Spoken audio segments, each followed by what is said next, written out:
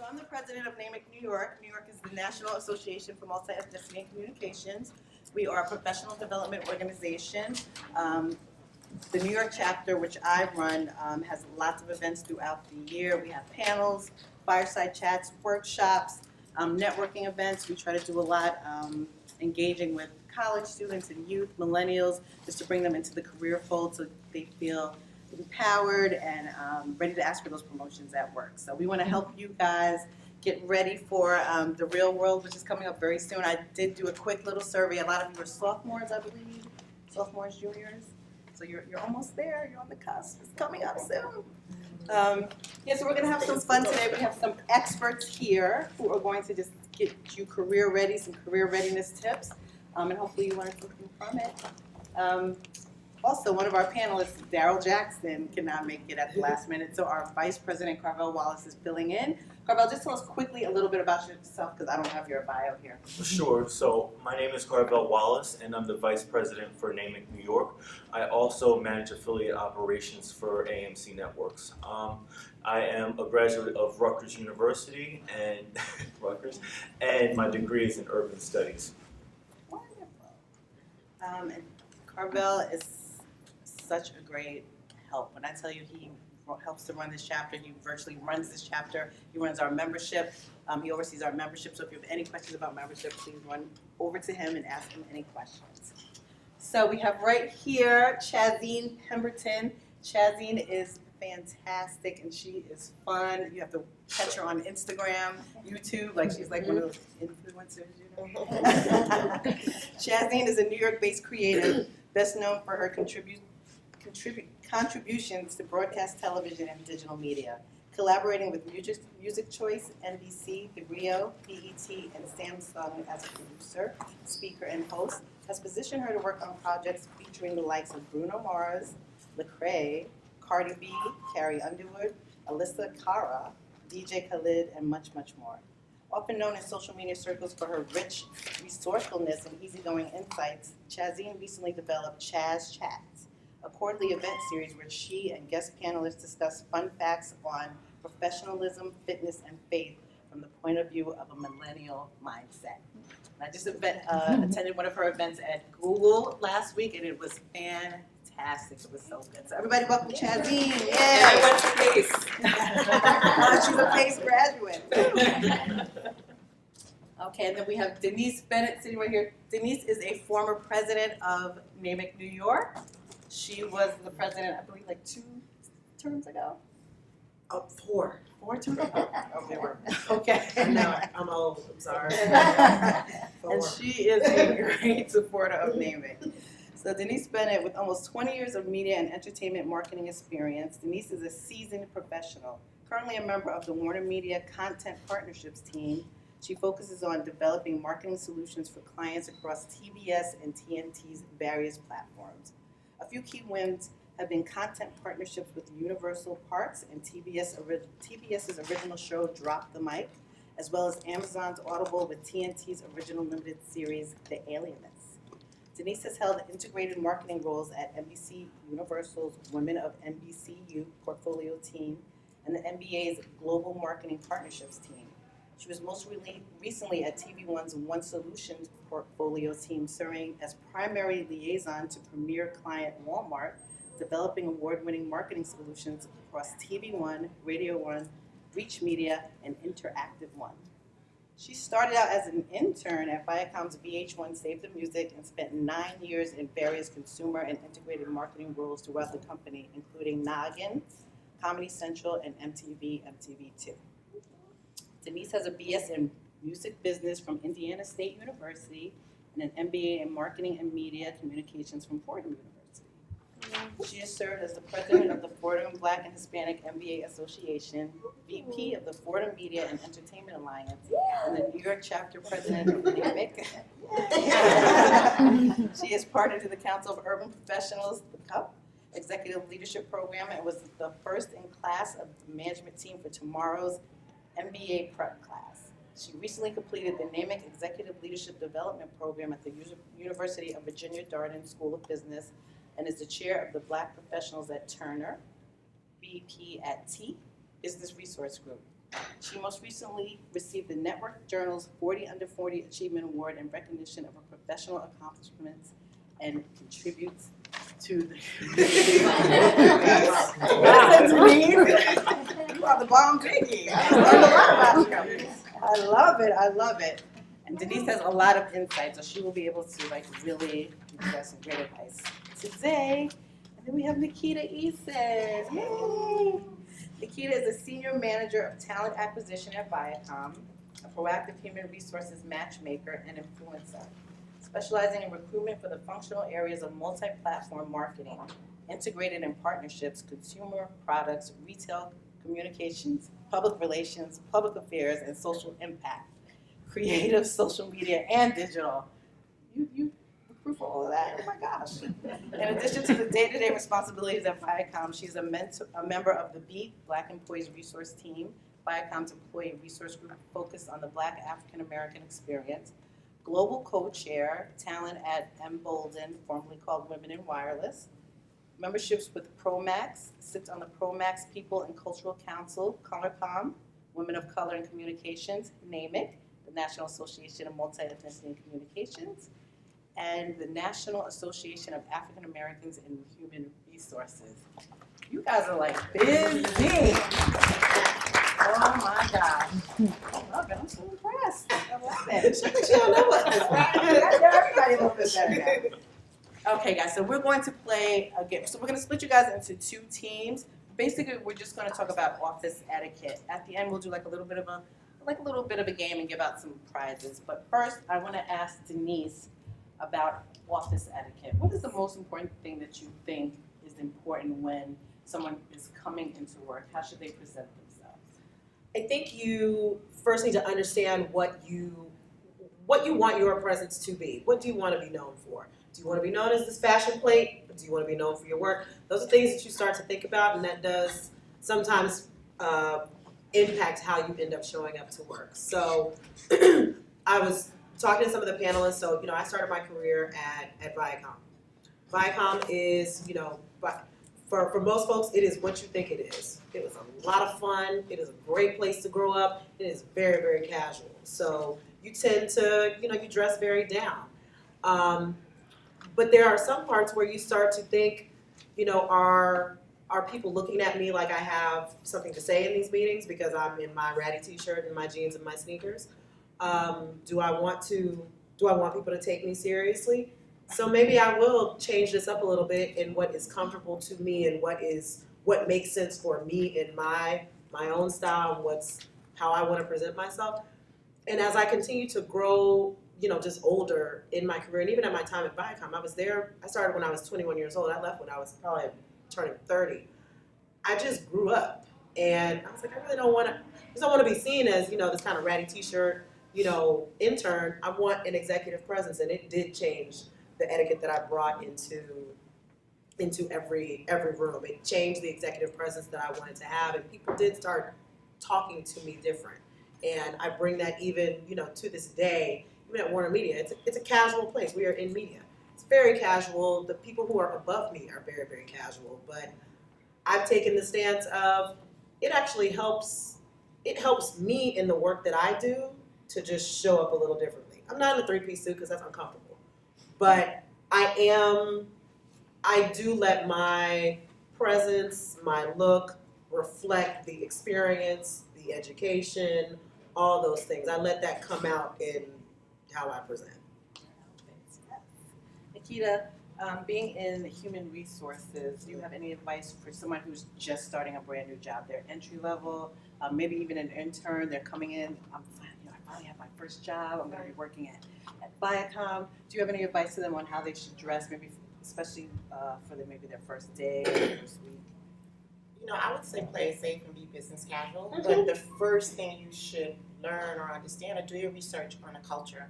Find out what the culture is. Are there cultures, as she described earlier, are they wearing jeans and sneakers? Are they wearing three-piece suits? Is it a business casual culture? So do a little research on that. And if you don't find that information, you can definitely ask the recruiter who recruited you. She or he would definitely be able to share that with you. So do a little research. But I think in your first few days, you should come business casual. Right. Even if they are in jeans and sneakers, you should still be business casual. If it is a more formal culture, then you should be in a formal business attire as well. So that would be my suggestion, at least for your first week, until you get comfortable, until you get a feel of what the culture's like. What is your team doing? How's your team dressing? How are they carrying themselves? I think that's important as well. I think it's important that you said also ask. Right. We just hired a very junior employee that, he was smart. He came to his interviews dressed up, and he was internal, so he knows what the culture is. But he knew to come to an interview, you gotta dress up. Bring it. But he asked after he got, hired, so does he dress like this? Right. And I thought it was fine that he asked it. Again, he knew, but just ask. You're moving to a different department, and the answer was no. You can keep dressing like you were dressing before we hired you. But it was good that you asked. I think one of the most important questions that you should ask in an interview is, what's the culture? One of the key questions you should ask a recruiter when you're interviewing, or even your hiring manager if that's who you're interviewing with, what is the company's culture? Because from that explanation, you'll learn a lot of how you should dress, or how you should present yourself, or how you should bring yourself to work every day. That's great. It's always important to ask questions. Don't be afraid to ask questions.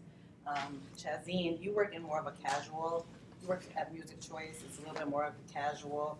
Have you ever seen someone take it too far though? They push the limit. They're like, I'm really casual. So we were just talking about what's a PC thing to call it? Oh, we're just gonna say booty shorts. Yeah. I would say that's taking it too far. That's casual, and I was actually surprised to see that would be a thought that would occur, but it is. And I think it goes back to what Denise was saying, thinking about how you want to present yourself, how you want to be perceived. And personally, I don't want. Okay, think about the reason maybe why someone's wearing pom-pom shorts outside of the office environment. Now, do you want that same type of attention inside? So just think, or maybe it's not the attention you want, but what is the attention that you receive? Do you want that attention in the office? Do you want higher ups looking at you in that nature? I personally don't, so I don't wear shorts at all at work. I wear them outside of work, but I don't wear any type of shorts, and I'm not going to wear Bermuda shorts. So. So I would say that's a perfect example of getting too casual. Carvel, where you work is a little more formal, and you're always dressed to the nines, but I noticed that you make your outfits kind of personalized. You always have your little own flair. So even if you work in a more formal environment, you don't have to feel stuffy. How do you choose your outfits? How do you make it your own? Right, exactly. So being at AMC Networks, it actually just depends on what department that you're in. So I've noticed that when they're in the creative, like editorial spaces, they're, a little bit more, relaxed. In my group too, I actually will come in on a Friday with jeans and a shirt, or, put on, nice sneakers or whatever. But I just kind of know when to do it.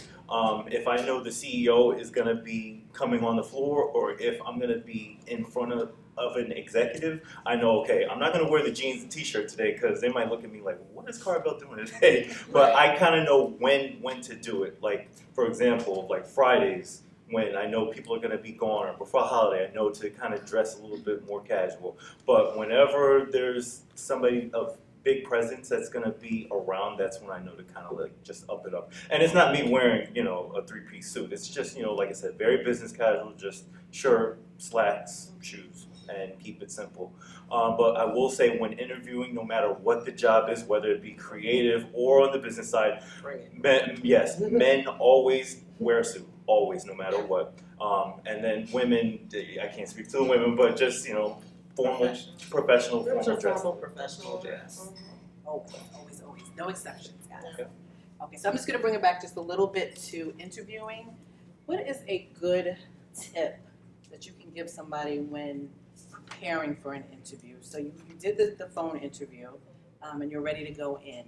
You got your outfit together, but you're nervous. These are new students. These are people who are looking for internships. They've never really been in the job market before. Just something that will help them boost their confidence, something that you could equip them with, where they walk in, they feel like, okay, I have a little bit of control over this interview. So that's a whole That's a whole workshop, diary, right? That's a workshop of its own. But it really depends on what you're interviewing for. So I recruit for creatives, right? So my business model might be a little different from a more professional model.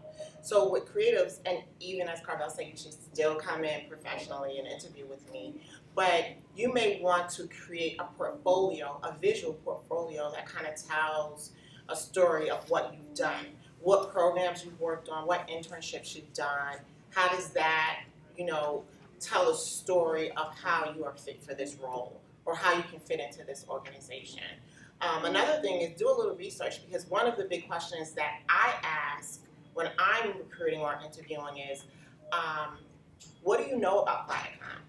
What's the latest you've heard about Viacom, right? So you should be in the know of what's happening with Viacom up until the date you interview, right? So do your research. Research me, right? Find out how long I've been there.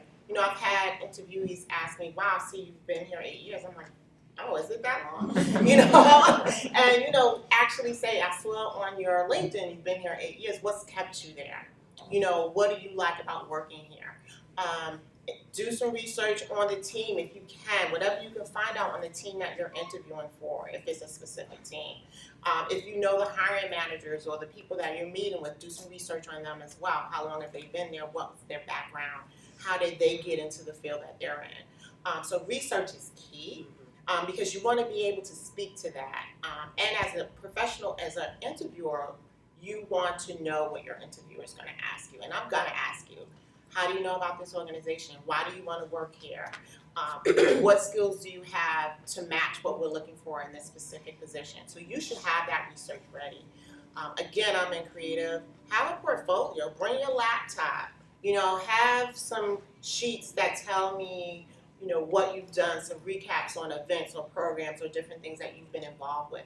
Those are the things that are important to me, because that means that you really, really took the time out to show that you're a match for this role.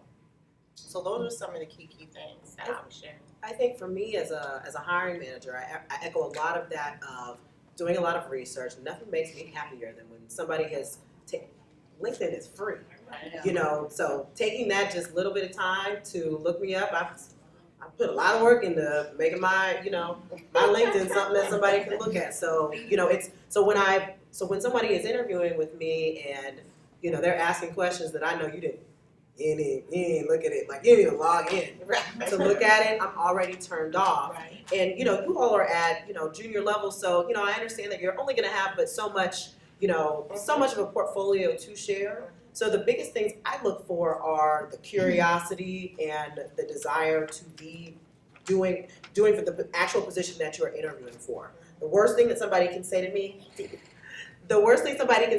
is, I'm just trying to get my foot in the door. Right. And you'd be surprised how many people say that. All the time. You'd be surprised. Super how many irritating. people say that, yeah. My mistake in the beginning. Oh My my mistake God. in the beginning, yes.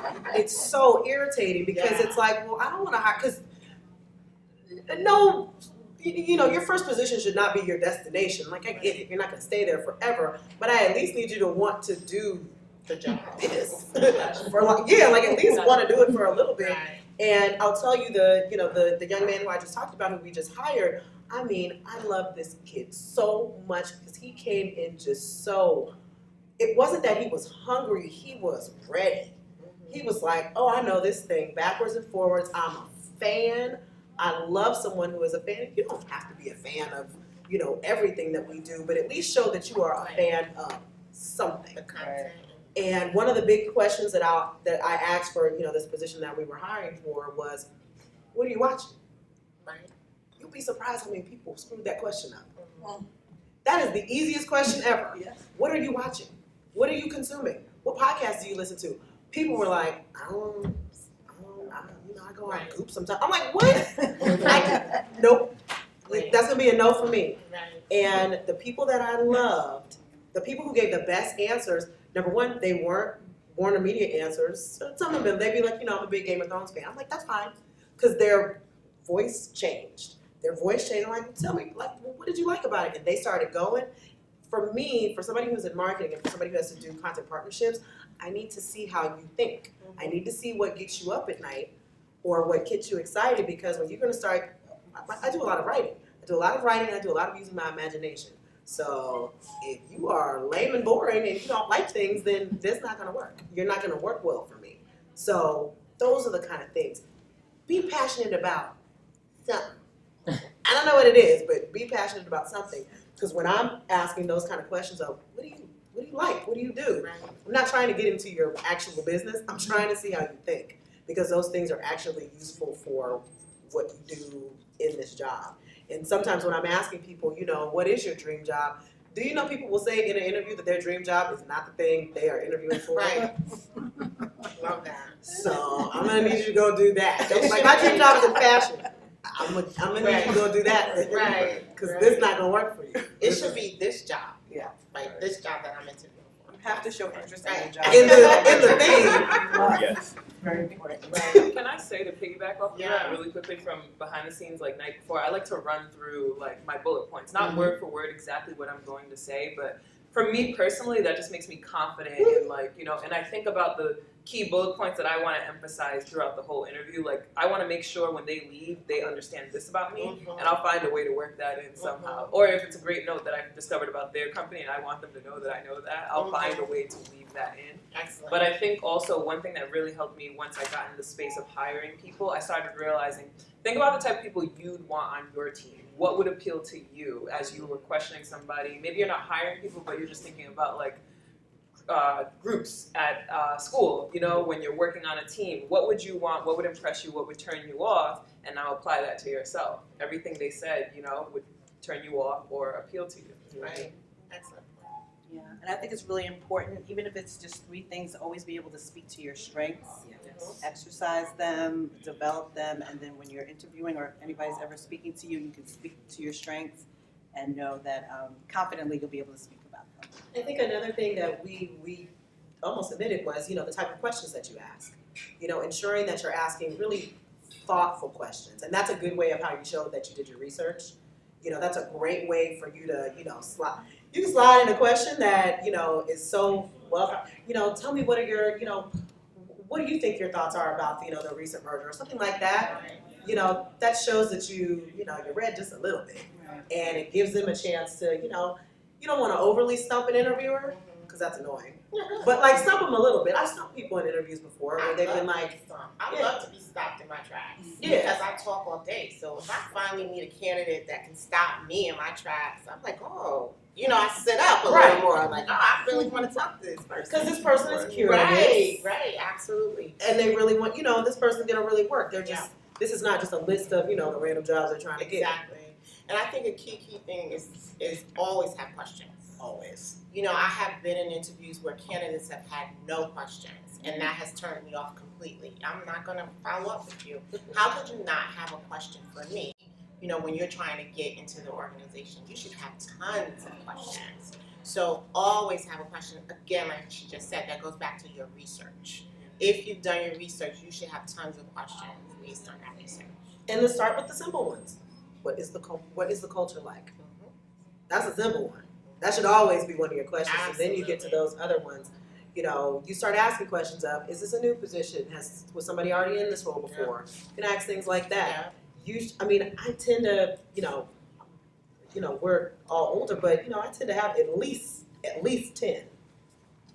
And I usually, because I have at least 10, and usually I have talked through a bunch of those while we have been talking, but I try to hold back 5, just so I have, do you have any questions for me? Questions. Right. Important to always bring questions to the interview.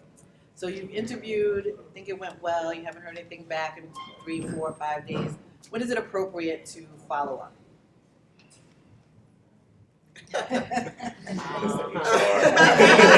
Miss HR over here. But you stumped me with you can follow up within that first week. Usually, a really great recruiter will tell you, right, this is what's going to happen afterwards. This is the recap. These are the next steps. I like to close my interview with my candidates to say, these are the next steps. This is what's gonna happen. I'm gonna pass this over to my hiring manager. I will, let you know and say he doesn't respond quickly. So it may take a couple more days than usual. Or he or she responds quickly. So I'll get back to you within a day or two. I will tell you, here's my email. Follow up with me if you don't hear from me within a week, right? Follow up with me. That does not mean to follow up with me every day, right? That does not mean to follow up with me every week for the next 3 months.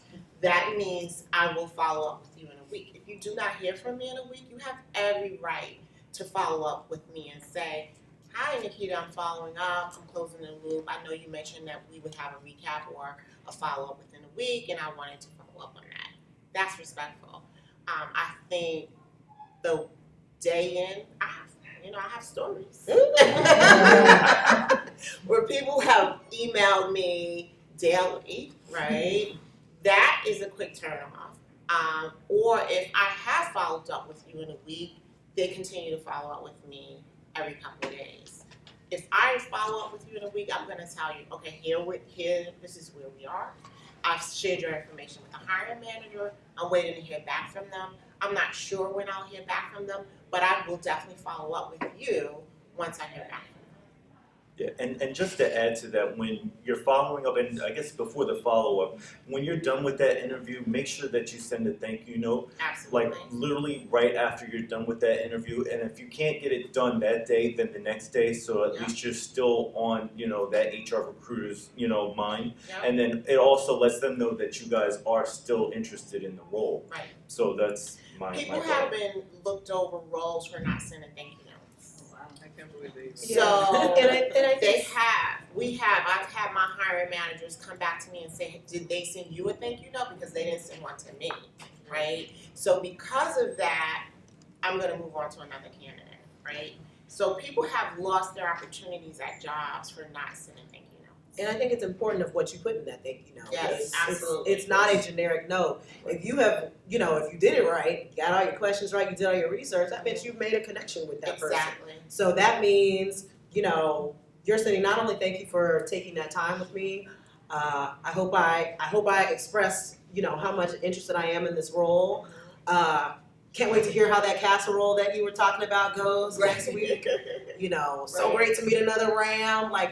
It's important to put in those memorable things because people are hiring managers, HR, recruiters are meeting with a lot of people.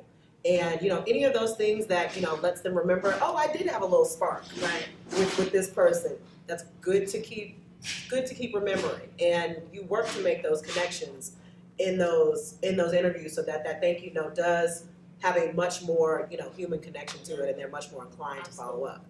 And 2 quick notes that if they don't tell you what the next steps are, feel free to ask. Absolutely. I like to ask. Yeah. And as we're stating all this, it's coming to me. I work well with templates, so I like to I know it's super, but I kind of have a bullet point of the process for my interviews because as they're saying these stuff, I'm like, oh yeah, I gotta remember to do that when I do. But thankfully, I have that document that I go right back to so that there's no room for error. I use a document too. I use like a scripting document. It's so wow. It's I got don't you don't have to think and remember and what worked for me last time. Yeah. It's all right there. Yeah.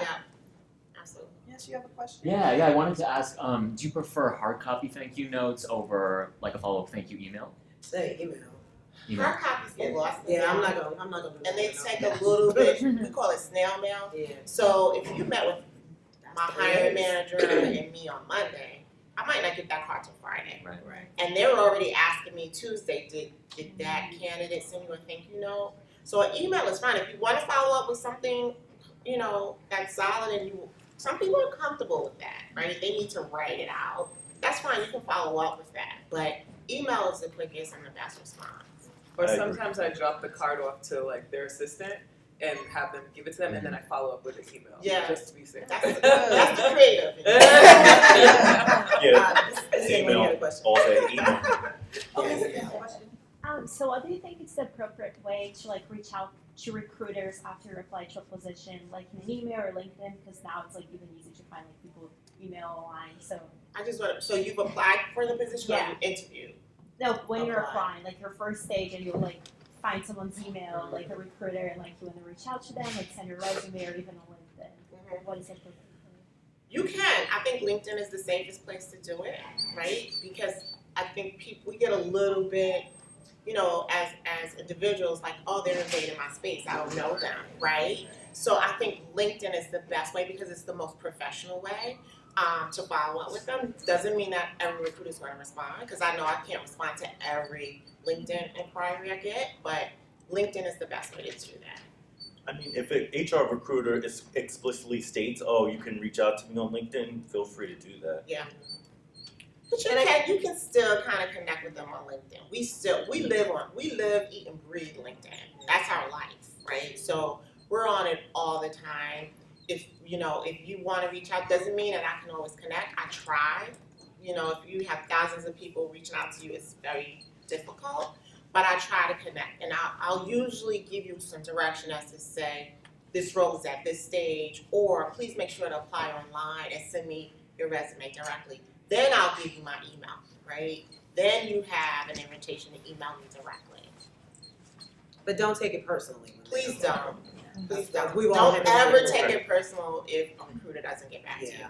Because we're dealing with hundreds of you, Yeah. at the same time. So don't ever take it personal.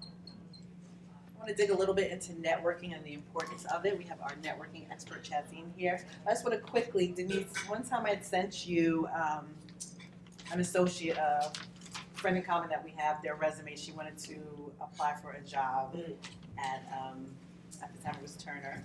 And you sent the resume back to me and you were like, tell her to tighten this. This needs to be tightened up. So Yes. I just want to give the advice. Just make sure initially. I know the resume is like long, it's like mundane. Have it tight, have your bullet points, have it looking good, grammar, everything, because you look at that. The hiring managers, the HR, the recruiters, they look at that. We've turned down candidates because of resumes. Yeah. Where we won't even look at it. If it's not a professional, well put together resume, we'll look at it and put it to the side. So that's just something basic. Just make sure it's nice. I mean, and I've seen so many. I've been revamping my resume recently. So many beautiful templates out there. So many nice different structures. Like resumes have come a long way. You can have a little picture in the corner. You can do there's so many different things. Canva.com is a good one. Canva.com. Okay. Sorry, which was that? Canva.com. Canva. I've got a lot of compliments on my resume. Look at that. Everybody. Tighten my game up. Okay, Chazine, I want to ask you about the importance of networking. Why do you think networking is so important? All right, so when I was at Pace years ago, someone was telling me like a lot of the opportunities that you're going to get in your career are going to heavily depend on who you know. You don't need to know the right people, but it makes life so much easier. That Google event that she mentioned, my, a girl I went to high school with is now one of Google's digital coaches. Saw what I was doing on Instagram and was like, hey, I would love to, originally she wanted to do a partnership with something else, another big network with Google, but then it led to this. That's someone I knew. This, Radia, I was volunteering for so long at Namic. I kind of like wanted to see what Namic was about, but I wanted to pour into the organization because I believed in what it was. And now she's been not only supporting me, but now she's like, hey, come and speak. I think you got good things to say. So I really think it's not all about who you know, but it makes life so much easier. Please, even if they don't work in your realm, the most random people have been able to connect me. Yeah, absolutely. Yeah, most random people. I mean, I think for me, it's something that I learned. I've been a Namic member for over 15 years now. It's something that I learned when I was very, very young at a Namic event. They said, build your bridge before you need it. And it was the best advice I've ever gotten. I have used it every day because networking has started to become kind of a dirty word because people tend to use it very transactionally. They, you only want to talk to me because you think I can only do something for you for like this one thing, and I'm a whole person. You are a whole person, and if we can build a rapport and a relationship with each other, that can have benefits that for both of us or for our circle for years to come. you don't know when those, those benefits could come, and it's not about that. It's about building relationships. And the relationships I have been able to build throughout my career have done me so well, so that there have not been times when I've been in places where I'm panicked, because I can pick up the phone. I've got friends in all different kind of places. I was just asking some of these folks today about an opportunity, like, who y'all know over there? Because I know y'all know somebody, but it's about keeping and maintaining those relationships and pouring into those relationships. Radia's not, she's always asking, things of me, but I'm always asking things of her, and the same thing with, everybody up here, so that, when it comes time when Radia needs something, my response is not, well, I ain't heard from you in 4 years. No, I talk to her all the time. It's about maintaining that relationship and really making sure that you're giving and taking all the same, and regardless of levels. There are people who have been junior to me that have been of a great help to me. It's really not about that. It's about the relationship that we have been able to have with each other. So if there's anything that you can, teach yourself about networking, it's be open to, everybody that you meet. Everybody can contribute to your life in some way. And, there are some people who will come to me and say, but, I'm shy or I'm introverted and it's weird for me. I'm actually very introverted too. I had to figure out the ways to make networking work for me. So you don't have to do it the way that other people do it. I'm not really good in situations where it's a networking event. You gotta come up and sign my name. I don't do well in those things. Right. So I don't do them because they make me uncomfortable. So I figured out other ways to do that, and you will figure out what those ways are as well. So just to add to that, for me personally, Namic New York has been, it pretty much taught me how to network. I've been a part of the organization now for 10 years, and in the beginning, I'm kind of like everybody else, a little bit on the introverted side. I'll say like whatever, like kind of stand to the side.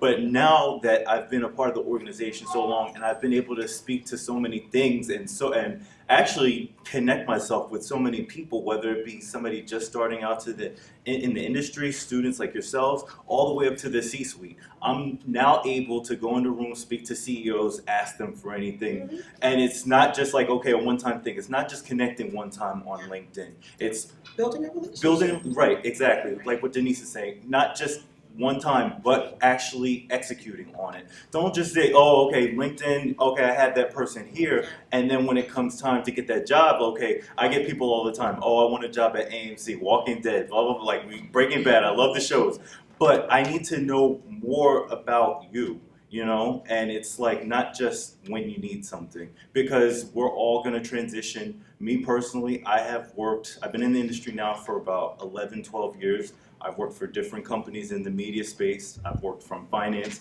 all the way up now to strategy and operations. And it was a matter of me just networking with the right people. And sometimes, people might not have something for me at the right time.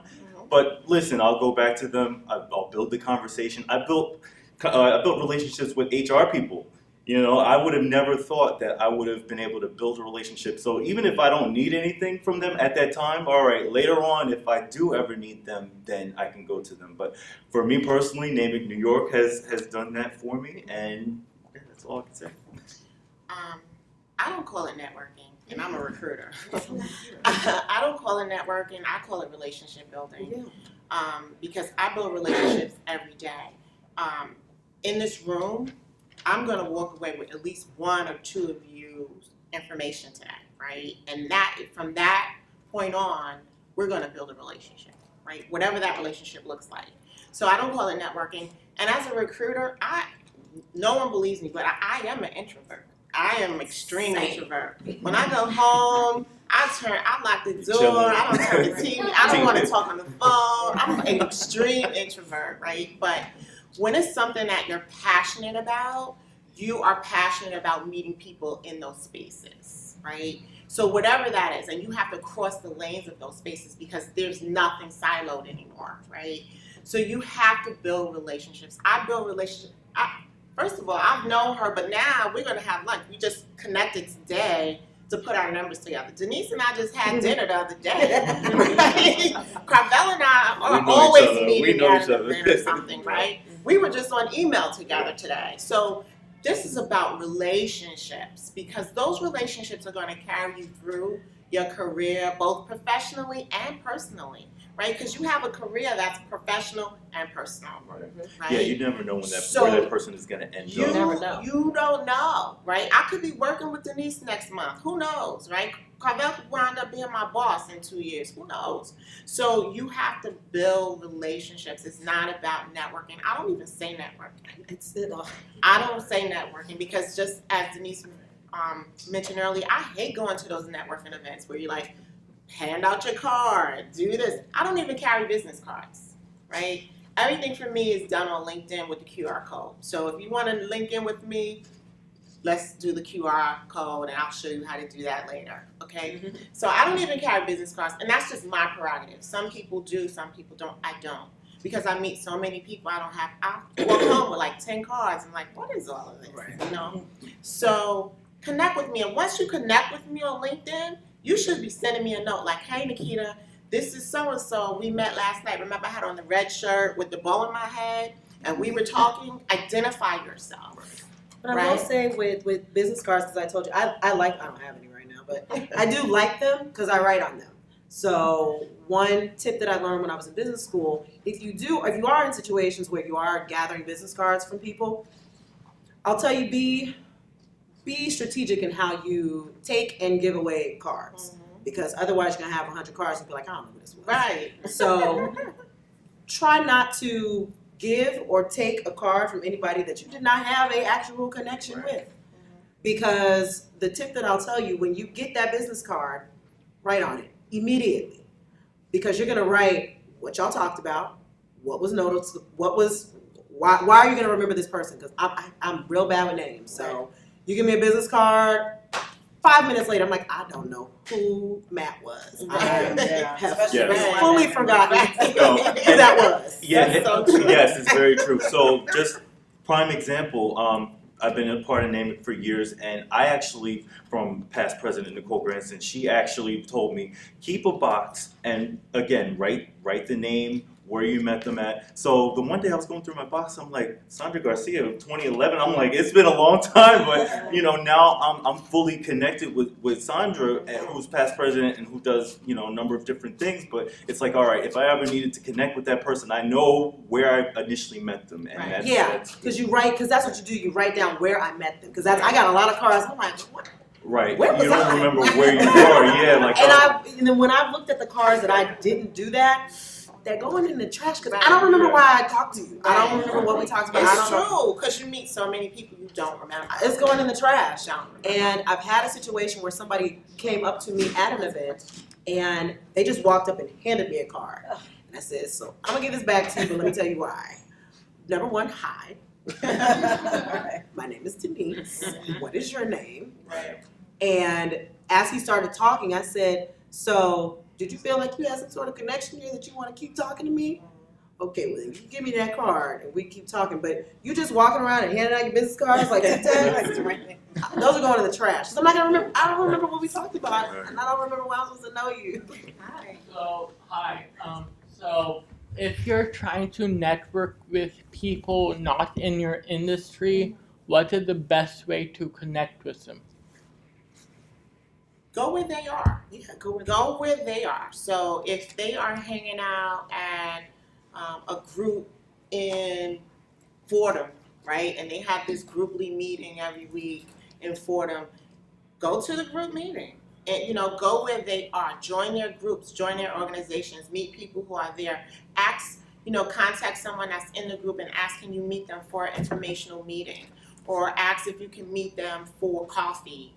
Just to talk a little bit about what they do and how they got there. People love to talk about themselves, right? Yeah. So when you are asking for informationals or you're asking to meet with someone, don't just go because you're trying to get a job. Go do your research. Again, go back to your research and find out how they got there, what they did, and then go and ask them. Ask them to talk about themselves. How did they get to this organization? Or how did they get to this point in their career? They will love to talk about themselves. So that's a way for you to cross the lane. Go to events, panels, go to organizations that they're involved with, go to groups that they're involved with, go to and attend these things. I go to places I never thought I'd be, attending groups or attending panels or just networking with people that are totally out of my lane. I'm a recruiter. What am I doing here with graphic artists, right? Yeah. What am I doing with people who set up buildings, architects? I don't do that, but I go because I'm interested and because I want to cross over in that lane and I want to learn more about what they do and how they do it. So you have to get involved with those things. And I think as a student, looking at the different kind of student groups that are outside of whatever your expertise is, Mhm. going to some of those different groups to, just break away from your, Right. your inner circle. That was something that I did a lot when I was in business school. I'm a media person.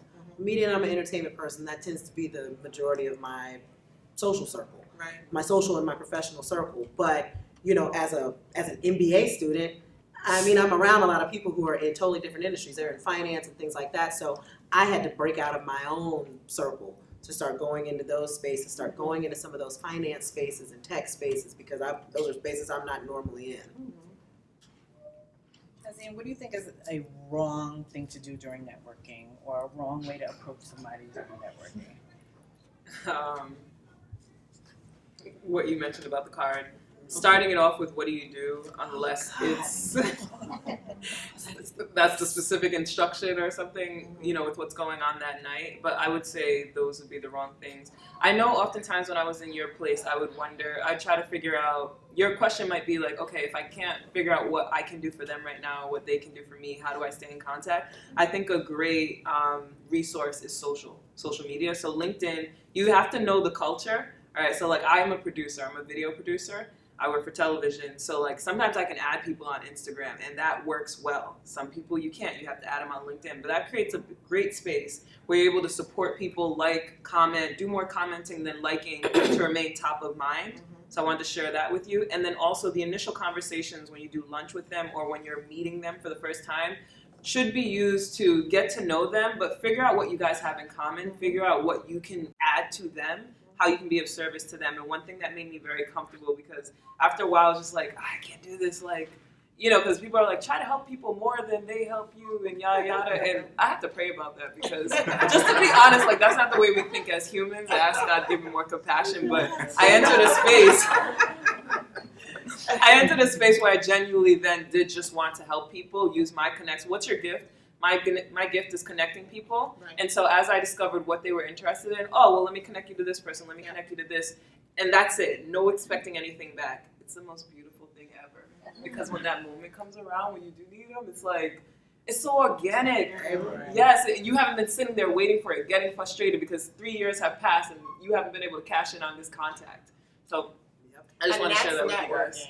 Yep. And that's networking. Even though I don't like to use the word, but that's what That's that what it is. is. That's networking. That is what it That's is. the relationship building part of it. I just want to encourage you guys to join as many organizations, Yes. groups, in school, out of school. These will be the foundation of the relationships that you have when you get a little bit older. And Don't just join, participate. Yes. Participate. It's so much more than just showing up at, the event, because there are a lot of people that put in a lot of hard work in those events. Be those people. Being as involved, coming up in my career, and especially through Namic, that's what helped, my networking, because, now the people that I'm working alongside with people who are, at these very, very senior and C-suite levels, but I'm working with them on something. So we have a different kind of interaction, a different kind of relationship than I met somebody at a networking event and now I gotta get coffee with them. That's a different dynamic versus we were working together late nights every night working on this event. You have a reason to stay in contact. Yeah, we have a Know each reason other to build. stay in touch. We have a rapport and Yes. a relationship now. great. Does anybody have any other questions? So it's like if I'm applying for a position in a company, so I check on the career website or get through any job board and I can just simply go and apply. But I would rather love to get in touch with a recruiter on LinkedIn with a bunch of recruiters, and then I maybe stumble upon a recruiter who is handling that talent. But that's a very far-fetched idea. Like, what if she doesn't reach out to me, or if getting. So by doing that, I want to make myself known, and also if that recruiter is very well able to take my resume and hand it over to the designated department, in that way my application won't be lost. Whereas following the generic way of just uploading my application, but it's like the latter approach. It's a very, like, she has to respond, and it's a lot of process. So how long until I wait for it? And it has worked for me once, but it's sometimes it gets a bit confusing as to either to do the one or. There's no one size fits all. There's no generic for it. I have hired candidates who applied on our Viacom career site. I found them in our database. They got hired. I have hired candidates who've reached out to me directly on LinkedIn, send me their information, and I've sent them through the process. They've gotten hired. I've hired candidates who've been referrals from my connections in the industry, who've sent me people. They've gotten hired. I've hired candidates that have come directly from the hiring managers or from their teams or from people within the organization. They've gotten hired. So there's no generic one way to guarantee that you're going to get hired or that you're going to go on an interview. You really just have to really try. Some of the insights I can give you as tips, though, is if you do research on the organization, research people that are working in the organization and see if they are part of your alum. Right? Yes. See if they are part of your alum, because if they are part of your alum, you can reach out to them and they will send your resume along because you're alum for them from the same school. So back to what Denise and I said, do your research. Great tip. Right? Contact the people that you went to college with that are working there. Contact your mother's friend who went to college with your sister. Contact the people that you know who are working or know someone that's working within these organizations that you want to be in, so that they can slide your resume in as well. Because 90% of the resumes I get are from people that are being referred to me. My son's friend who just graduated from college, or my neighbor who I ride the bus with, or I went to college, this person went to college with me, or this is an alum from my college. Those are some of the ways to get your foot in the door, your resume at least in front of that recruiter, right? You have to find strategic ways of just thinking outside of the box of doing it. But there's no generic way that works. There's no key that you put in the lock and say, I'm going to get in front of that person. It just doesn't work. Can I say, whatever you do, make sure you apply through the actual process? Absolutely. Don't ever just send it to them and then not do it that way, because I forgot somebody that way. Yeah. Right, but it depends on the portal. So actually for AMC Networks, if you're looking to get a referral, you'd have to send it through me or somebody through the referral program. So you'd have to send it internally first. So if you go externally and then you come to me afterwards like, oh, hey, Carvel, I applied for this role. I said, well, I can't do anything about it because you've already applied for it. I mean, I can send it to the HR recruiter or that hiring manager, and there may be a chance, but it gets routed differently, at least for AMC Networks perspective. That's interesting. So it's always important before you go for that company, say, if they're not, if they're not going through my process, then yes, you can go down that route. But I would always suggest whoever you're reaching out to, just say, hey, so-and-so, I'm reaching out about this role, can I send you my resume? Me, I always say, yes, send me a resume and I'll route it, and then you get an email back, and then from there you can go ahead and apply for the role. So it just depends. 9 times out of 10, if you haven't applied, and you should, but 9 times out of 10, if you haven't applied, if you are a candidate that we're interested in, we're going to tell you to apply anyway, right? So if you sent me your resume and you hadn't applied, but I know my hiring manager or my team is interested in you, my assistant's going to reach out to you and say, hey, could you apply to this role officially to make sure that you're in our system? But you should apply as well. Great tips. Other questions? Yes. Well, the four of you are such professionally seeming successful people in your industry, and you're offering such great insight. So thank you, first of all. Thank you. but what I was wondering, the beauty, at least that I find in the entertainment industry, is that there are so many different aspects, or like what you can get into. Like Carvel, you started as finance, you said, and then you worked your way up to where you are now. And so I guess I'm wondering whether it be how do you know where you want to start, or how you get to where you want to end up? Oh, so yeah, I can answer that. So for me, my journey is a wild one. Like I said, very much wild one. To sum it up, 08, things weren't going so well in 08. I wanted to work in government, and I thought I was going to be doing public administration and working, in the political world, and that didn't happen. I wound up just applying and being a graduate, and just by luck, really getting a job at SiriusXM.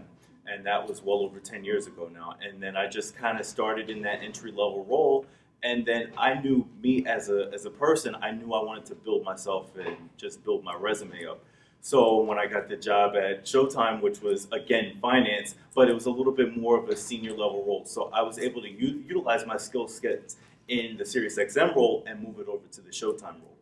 Now, when I went to Verizon, it was a whole different realm because it was project management, it was strategy, it was operations, it was everything. But I was able to, what I was utilizing while I was in college, taking the stuff that I did in college, because I had also had volunteer work where I was actually building a house and then actually learning the financials and learning everything, the whole process from A to Z. And for me, that's what I've done with every single company. I've always asked questions while I'm in those roles, whether I'm in finance or whether I'm doing or wanting to know more about the creative editorial. I do that now. So at AMC, I'm operations. I'm working with financials, and I'm still working on the strategy side. But I'm saying, hey, what's going on the marketing side? What are you guys doing? What's coming out next? Is Growing Up Hip Hop, is that going to be out for another season? Is Walking Dead going to be out for another season? What are you guys doing when you guys are filming? And then also, once they're wrapping up that season and they're getting everything packaged up, marketing, I'm learning about all of that stuff while I'm in that role. So even though my day-to-day is just ops, because that's what they have me doing, I'm ops, I'm still learning everything else, and I'm soaking everything in from other people while I'm in that role.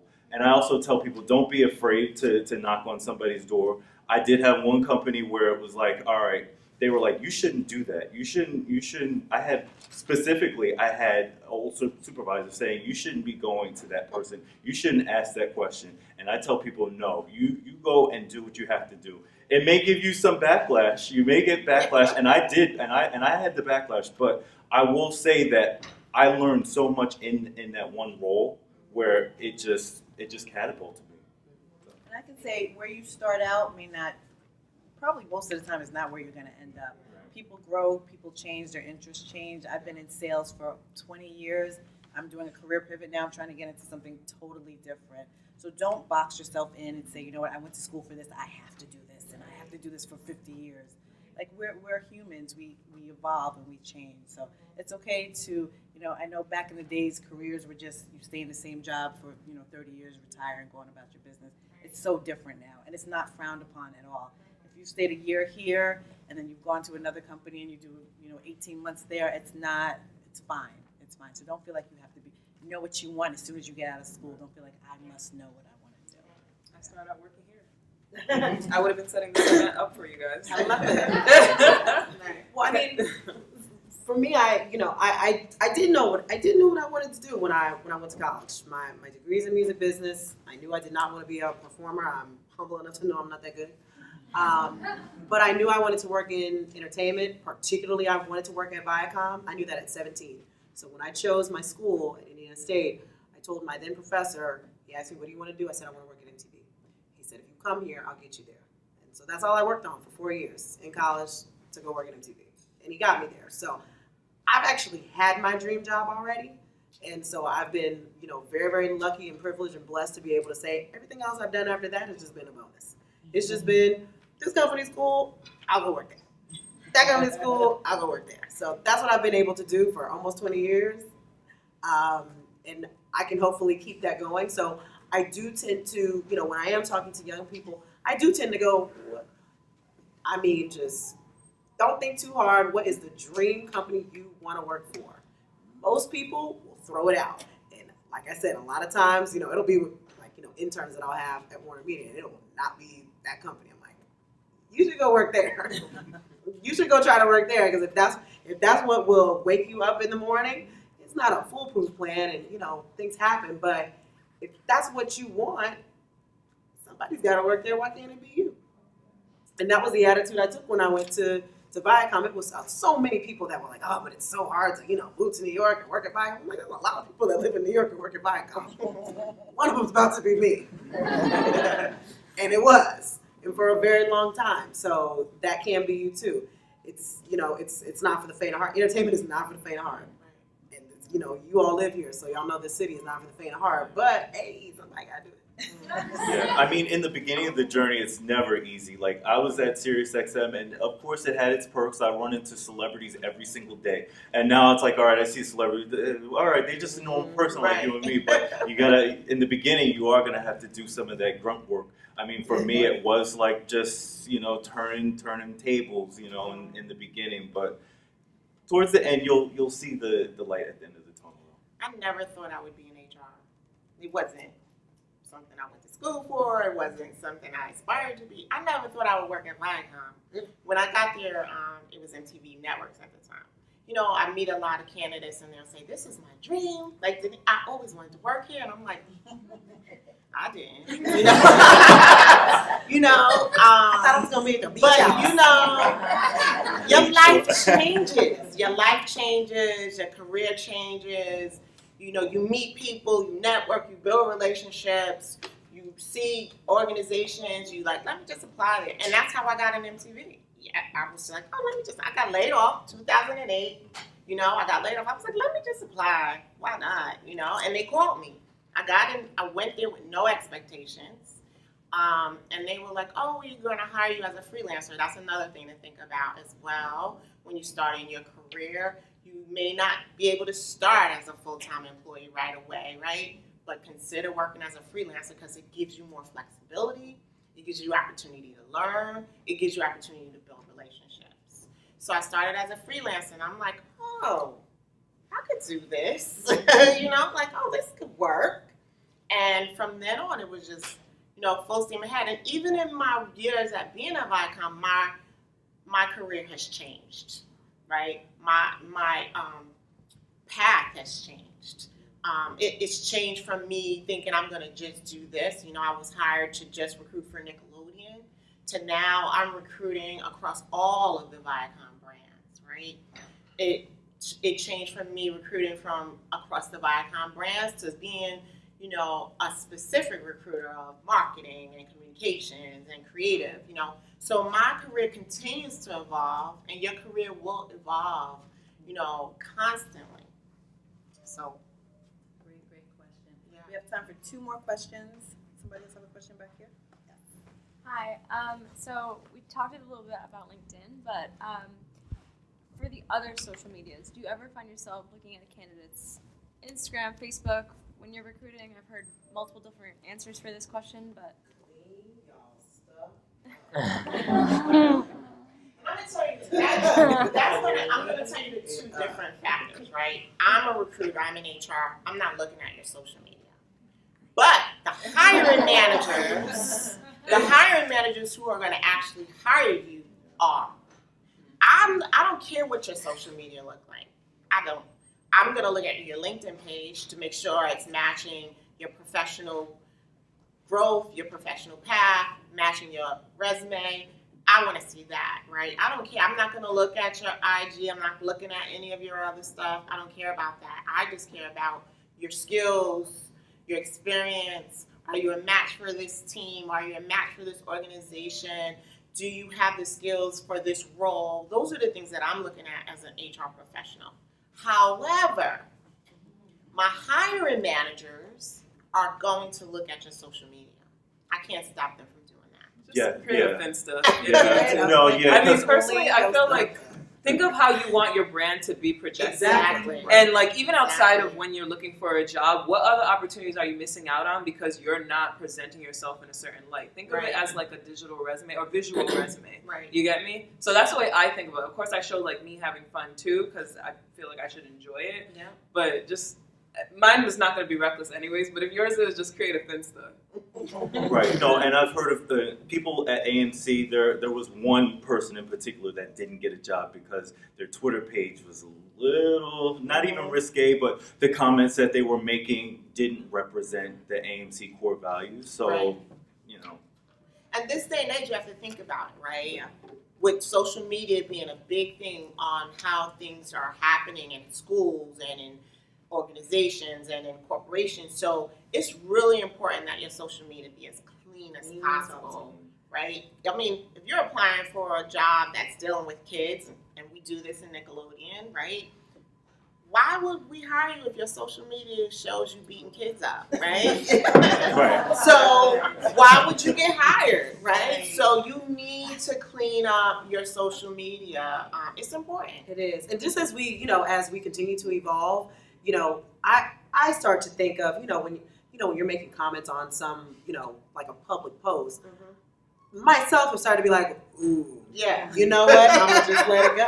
I'm gonna let it go Right. because this is public, and nope, Right. nobody Yeah, needs to know what I think about And that. everything on social media stays there unless you're paying somebody to get it taken off. It's there forever. So you got to keep that in mind. Right. One last question. So there's the whole thing with, checking social media, like you just said. But if someone like either doesn't have a lot or like, doesn't use it, is that seen as like a positive or a negative, or are you don't just have like, LinkedIn? oh no, not that, but like for Instagram example, and I Twitter? don't even have It depends on the job. Instagram. It depends on the job. So if you're going into a communication role, right, it's all about communication. So they want to know what you're doing socially. If you're going in a social media role or a producer role like she's in, they want to see your social media, right? If it's a role that's outside of that, where social media is not important, it's not important. You just need to have your LinkedIn, right? So it really depends on the job and the role that you're going after, or what your career path you're setting for yourself. Even though all you guys are students, definitely set up a LinkedIn page. Absolutely. Yes. From now, you should Yes, have for it. now you should have it.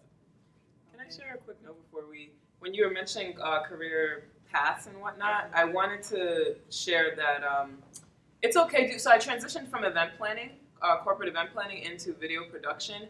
And I just wanted to give you guys that reminder of including like everything that you do on your resume and transferable skills. At the time I had my first YouTube channel, and I used that, and I was doing a lot of red carpet coverage.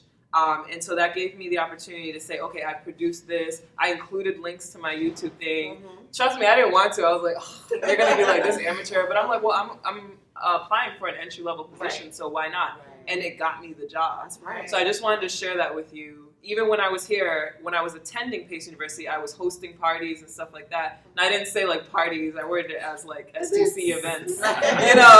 For you gotta word it a certain way. But I included that stuff in my resume anytime I was looking for an entry-level position. So I just wanted to share that with you guys. And that goes back to what I said earlier about having a visual resume, right? So when I'm looking at candidates, I would look, because she would be someone I would hire or I would recruit. I would look at her links. I would look at that information so that I can get a story behind what her skills and experiences are outside of just her resume. So that goes back to having a portfolio or having links or having work samples that show visually what you can do or what you can bring to the role. And you suggest that these are new people to the job market. They don't have a lot on their resume. That's fine. It can be school. What are you doing in school? What are you doing outside of school? What organizations are you a part of? Because y'all gonna start joining organizations now. Right. So What by the groups time are you're you in a part that of? hiring process, you're So those are the things that could be your work samples, because you're entry level, but those are the things that could be your visual resume, those type of things that you have or that you're participating in outside of school and in school, in your groups, in your organizations. That could be part of your visual resume. So we're just gonna do like a quick little Q&A. Well, I'm gonna ask you guys some questions. Whoever answers first will get the cute little prize. We didn't go over anything, so I'll do some more. What school did Denise go to?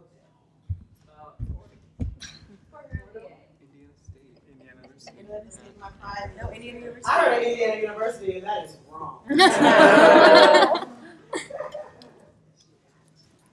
Okay, what was Carvel's first job? Sirius XM. Yeah. Oh, Sirius XM? Good job. I was like, oh, I don't know. Sirius XM. Thank you. You're welcome. Okay. So cute. It's a total. What is an important thing to ask during an interview? Hey. What's another one? What's another important thing? I'm gonna to give ask? it away. Huh? I'm gonna give it away. So someone else can have it. That's what got you for the next time. Put the next one. What would be a way other than handing out your business cards to network with someone?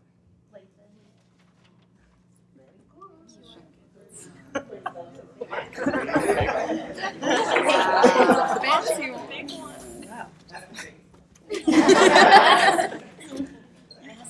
Wow. Where does Chazine currently work? Chaz. Well, that's Trying to real read the quick. screen. Trying to read the screen. Oh. Well, she runs Chats is her, but she has a job. That's her side job. That's my company. Side Good job, lady. Here, my bag. They're winning over there.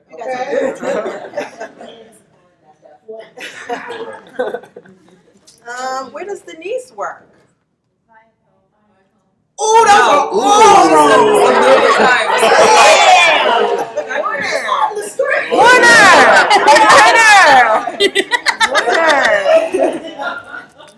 Everybody got that wrong. It's on the bag. It's on the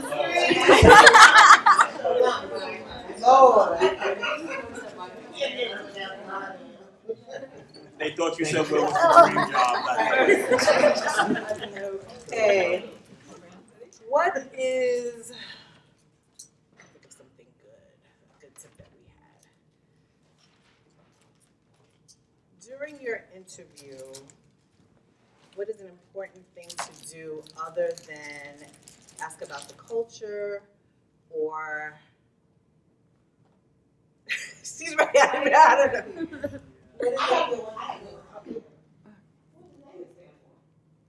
What is that? That's what? It's up there. That was it is right here. Dang, get that way was on it before. Wow. What's the first thing you should do after you've connected with someone or after you've met me at a networking event, not in an interview, but you've met me and built a relationship like here? What's the first thing you should do afterwards? Well, I said thank yous, even though you're not supposed to, I don't know if you're supposed to do that or not, but like thank yous are definitely a good thing. And connect back with them, like send them like an email or connect with them again on LinkedIn to make sure they remember who you are. And like keep up with the relationship. You don't want to like have a dry relationship. Paying attention. Thank you.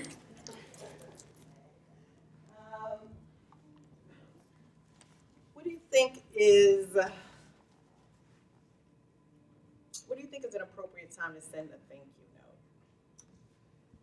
Girl in the maroon. So right after your interview or a day after, so you're fresh in their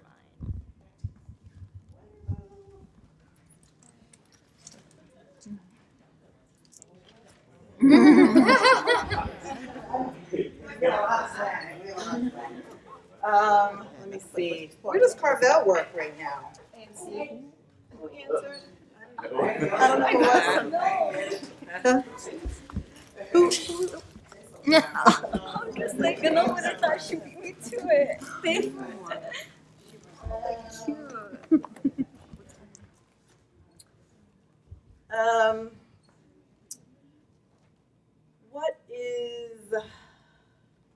What's the most important important social media platform to have? LinkedIn.